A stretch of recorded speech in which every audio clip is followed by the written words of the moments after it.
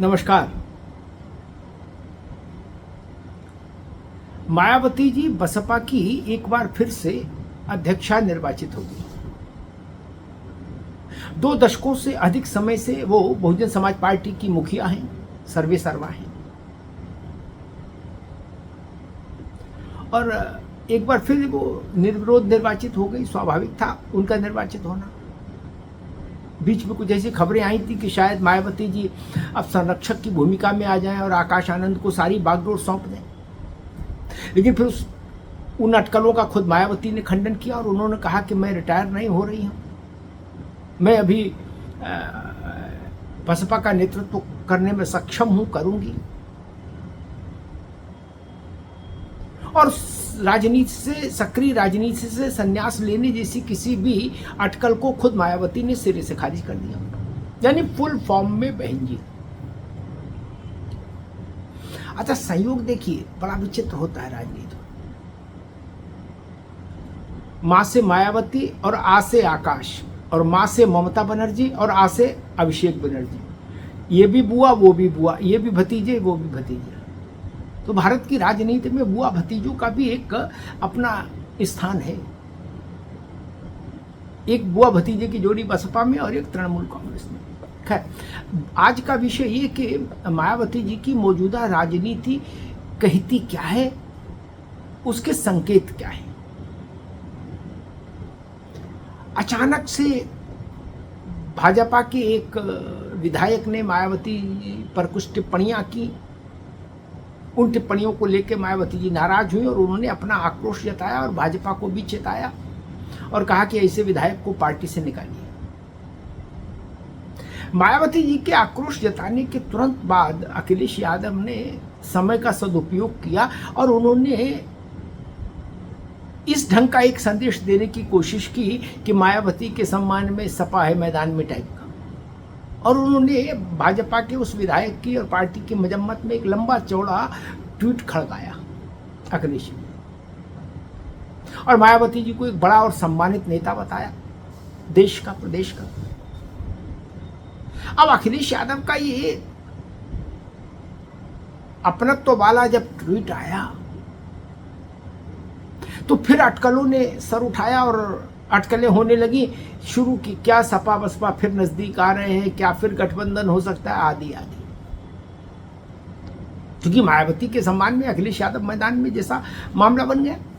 मायावती जी को लगा कि ये जो संदेश जाएगा नीचे जनता के बीच में, खासतौर पर बसपा के जनाधार के बीच में, कि अखिलेश यादव ने मायावती जी के सम्मान में ऐसा ऐसा कहा, तो इससे फिर एक अटकल पैदा होगी जमीन पर कि सपा बसपा एक हो रहे हैं। तो इसका नुकसान बसपा की राजनीति को हो सकता है, और खासतौर पर तब जब बाई इलेक्शन सर पर है 10 विधानसभा क्षेत्रों में। तो मायावती जी ने उसका भी तत्काल प्रभाव से कड़ा और बड़ा खंडन कर दिया। और सपा कोई नहीं, उन्होंने कांग्रेस को भी लपेटे में ले लिया। और फिर उसी घटना को मायावती जी ने फिर से पुनर्जागृत कर दिया स्मृतियों में, गेस्ट हाउस कांड, जो सपा और बसपा के संबंधों का के बीच के टकराव और तीखेपन का सबसे ज्वलंत उदाहरण है। मायावती ने गेस्ट हाउस कांड का उल्लेख कर दिया इस अवसर पर और कहा कि जब सपा के गुंडे मेरी हत्या करना चाहते थे तो उस वक्त कांग्रेस कहाँ थी और कांग्रेस मौन थी। तो उन्होंने एक ही डंडे से सपा और कांग्रेस दोनों को हाँक दिया,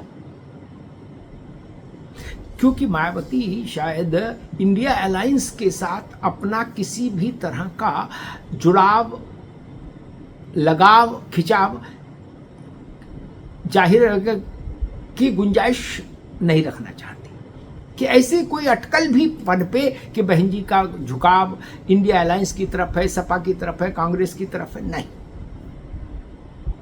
इसलिए उन्होंने तत्काल खंडन किया और बड़े ढंग से खंडन किया और गेस्ट हाउस कांड की घटना को भी लोगों की स्मृतियों में ताजा कर दिया। अब गेस्ट हाउस कांड की स्मृति ताजी होगी तो सपा स्वाभाविक के केंद्र में खड़ी होगी। गेस्ट हाउस कांड की नायक तो समाजवादी पार्टी के लोग थे, जिन्होंने मायावती जी के ऊपर प्राणघातक हमला किया, उनकी प्रतिष्ठा के साथ खिलवाड़ किया।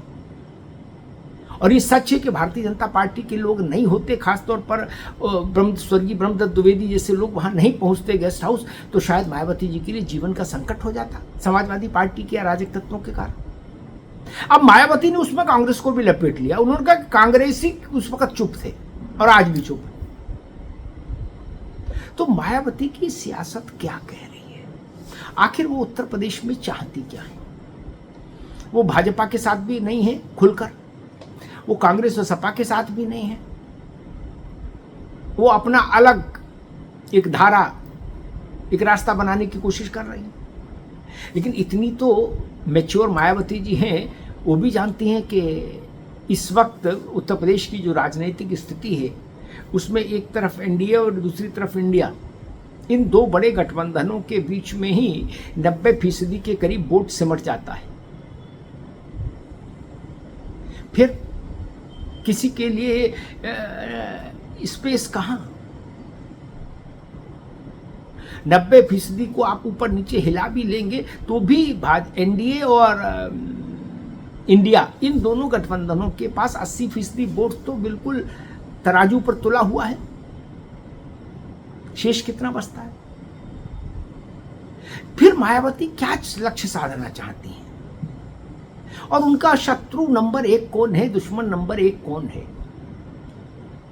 स्वाभाविक है, इसका उत्तर है कि मायावती का दुश्मन नंबर 1 समाजवादी पार्टी है। उसके पीछे का कारण समझ लीजिए। मायावती के फ्रेम में प्रधानमंत्री की कुर्सी नहीं है, क्योंकि वो इतना व्यवहारिक सच जानती हैं कि बसपा का इतना कहीं भाग्योदय हो जाए, ऐसी कोई लॉटरी लग जाए किसी चुनाव में कि मायावती जी प्रधानमंत्री पद की योग्य मानी जाए, उस प्रधानमंत्री की कुर्सी तक पहुंच पाए, ये बहुत दिवा स्वप्न जैसी स्थिति है। लेकिन हाँ, मायावती अभी भी इस बात को मानकर चल रही हैं कि मुख्यमंत्री की कुर्सी बसपा की जद में कभी भी आ सकती है, कैसे भी आ सकती है। अब उसमें 3 पार्टियों को सामने रखी, भाजपा, सपा और कांग्रेस। मायावती इस बात को जानती हैं, मानती हैं कि समाजवादी पार्टी मुख्यमंत्री के कुर्सी के लिए अखिलेश यादव के अलावा किसी को स्वीकार नहीं करेगी। ऐसा कोई अलायंस समाजवादी को स्वीकार नहीं होगा कभी जिसमें मुख्यमंत्री की कुर्सी अखिलेश यादव के अलावा किसी और को दी जाए, दूसरे दल को दी जाए। इसलिए बसपा और सपा का विधानसभा के संदर्भ में अलायंस नहीं हो सकता। मायावती मुख्यमंत्री से नीचे को स्वीकार नहीं कर सकते। अखिलेश यादव कुर्सी छोड़ नहीं सकते, दावेदारी, इसलिए वो बात खत्म है। भाजपा के साथ कभी भविष्य में कोई खिड़की खुल सकती है अगर विधानसभा चुनाव में ऐसी परिस्थिति बन जाए और जनादेश इतना गड्ढम गड्ढा आ जाए, इतना उलझा हुआ जनादेश आ जाए, तो एक स्थिति बन भी सकती है। और एक स्थिति कांग्रेस के साथ भी बन सकती है। अगर कोई सूरत बने और ऐसी स्थिति बने 2027 में कि बसपा के विधायक इतने हों और कांग्रेस के इतने हों कि मिल के सरकार बन जाए, तो कांग्रेस भी मायावती को मुख्यमंत्री बनाने में कांग्रेस को भी कोई बहुत जोर नहीं आएगा, क्योंकि इतना समर्थ कांग्रेस उत्तर प्रदेश में अभी नहीं होने जा रही कि वो अपना मुख्यमंत्री वहां बना दे। तो इसलिए मायावती अभी फिलहाल समाजवादी पार्टी को दुश्मन नंबर 1 मानकर अपनी सारी रणनीति को आकार दे रही है। उनके केंद्र में सपा है, क्योंकि वो जानती है कि 27 के चुनाव में उनकी लड़ाई साइकिल से होगी। साइकिल के सहयोगी की भूमिका में कांग्रेस हो सकती है, लेकिन साइकिल से ही लड़ाई होगी। और अखिलेश यादव और मायावती, ये 2 ऐसे नेता हैं जो भाजपा के अलावा उत्तर प्रदेश में मुख्यमंत्री पद के चेहरे हैं। योगी आदित्यनाथ के बाद मुख्यमंत्री पद के चेहरे कौन है? अखिलेश यादव, और अखिलेश यादव के बाद मायावती। तो ये लड़ाई चेहरों की भी है, पार्टियों से ज्यादा चेहरों की है। इसलिए मायावती और बसपा के निशाने पर अखिलेश यादव रहते हैं।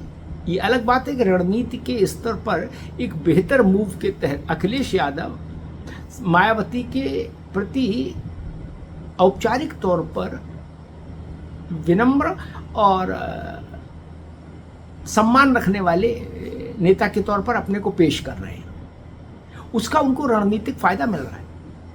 अखिलेश यादव दरअसल दलितों में ये मैसेज देना चाहते हैं कि बहन जी हमसे नाराज भले रहें, लेकिन हम बहन जी का सम्मान करते हैं। ये अखिलेश यादव का स्ट्रेटेजिकल मूव है, रणनीतिक मूव है, ताकि दलितों के बीच में समाजवादी पार्टी को लेकर कोई कटुता ना रहे। मायावती इसको समझती हैं और इसीलिए वो बीच बीच में समाजवादी पार्टी को और अखिलेश यादव और उनके परिवार को खरी खोटी सुना देती हैं, ताकि दलितों के बीच में जो अखिलेश यादव डैमेज कंट्रोल कर रहे हैं वो डैमेज कंट्रोल ना हो पाए। तो ये है मायावती की नई सियासत। आने वाले वक्त में इस पर नजर रखिए कि बसपा का हाथी किस करवट बैठ रहा है। धन्यवाद।